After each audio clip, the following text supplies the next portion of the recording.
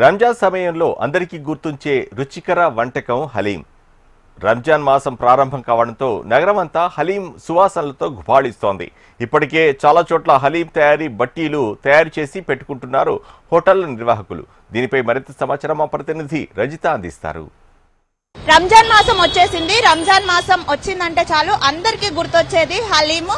సాంప్రదాయ బట్టీలపై గంటల తరబడి తయారు చేసేటువంటి ఈ హలీం సువాసనలు చార్మినార్ ప్రాంతాన్నే కాకుండా హైదరాబాద్ ప్రాంతం అంతా కూడా గుబాళిస్తాయంటే అందులో ఎటువంటి అతిశయోక్తి లేదు. ఇక రంజాన్ మాసం ప్రారంభమైనటువంటి నేపథ్యంలో ఎక్కడ చూసినా కూడా మనకు హలీం బట్టీలు అయితే తయారు చేస్తున్నారు. మనం విజువల్స్ లో చూస్తున్నట్టుగా ఇక్కడ అయితే ఒక హలీం బట్టీని అయితే మనం చూస్తూ ఉన్నాము. ఇటుకలతో దీన్ని తయారు చేస్తూ ఉంటారు. దీని లోపల ఒక రాగి పాత్రనైతే ఉంచి ఇందులో అయితే హలీం ని తయారు చేస్తూ ఉంటారు.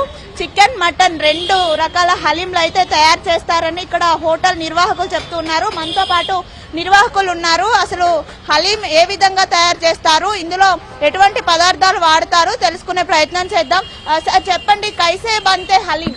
हलीम बनता है गेहूं और गोश्त, प्योर मीट, असली घी और जिसके मसाले हम लोग ईरान से मंगाते हैं, असली मसाले। ये हलीम चालू करके हमको 1956 में चालू हुई थी। पिछले 70 साल से हम लोग यहाँ पे हलीम बेचते हैं। प्योर ईरानी हलीम बोलते हैं इसको। ये हलीम चालू हुई 1956 में चालू हुई हलीम हमारी है। और जब वो जमाने में हलीम पे थी नहीं, जब चालू करते इसका दाम था 1 रुपये खटोरा जो टाइम पे। आज इसका दाम 300 रुपये हो गया हलीम का दाम। और ये हलीम खाने के लिए लोग बहुत दूर दूर से आते हैं हमारे पास।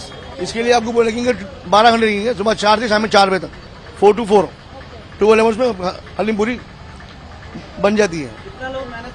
इसके पीछे पूरे 20 लोग मेहनत करते हैं। इसमें हम लोग चने की दाल, मूंग की दाल, गेहूं, गोश्त, असली घी, ईरानी गरम मसाले जो हम लोग ईरान से मंगाते हैं स्पेशली इसके लिए।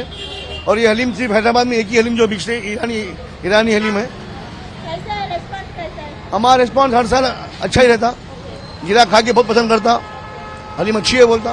చూడొచ్చు అయితే ఈ హలీం చికెన్, మటన్ తో పాటు ఈ హలీంలో చనా దాల్, మసూర్ దాల్ వంటి పప్పులను వేసి కూడా తయారు చేస్తూ ఉంటారు. దీంతో పాటు ప్రత్యేకమైనటువంటి మసాలాలు వేసి ఈ హలీంని తయారు చేస్తూ ఉంటారు. ఇటువంటి పాత్రల్లో ఒక్కొక్కటిగా వేస్తూ కూడా కలుపుతూ ఉంటూ అయితే ఈ హలీంని తయారు చేస్తారు. ఈ బట్టీలలో ఎప్పుడు వేడి ఉండే విధంగా, అంటే దాదాపు 6 నుండి 8 గంటల సమయం తీసుకుంటుంది కాబట్టి బట్టి లోపల ఎప్పుడూ వేడి ఉండే విధంగా కర్రలు, బొగ్గులు పెట్టి మంటలు వేస్తారు.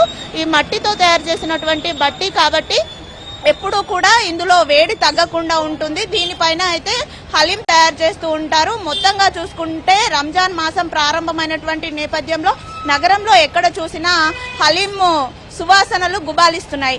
వీడియో జర్నలిస్ట్ రవికుమార్తో రజిత, HM TV, హైదరాబాద్.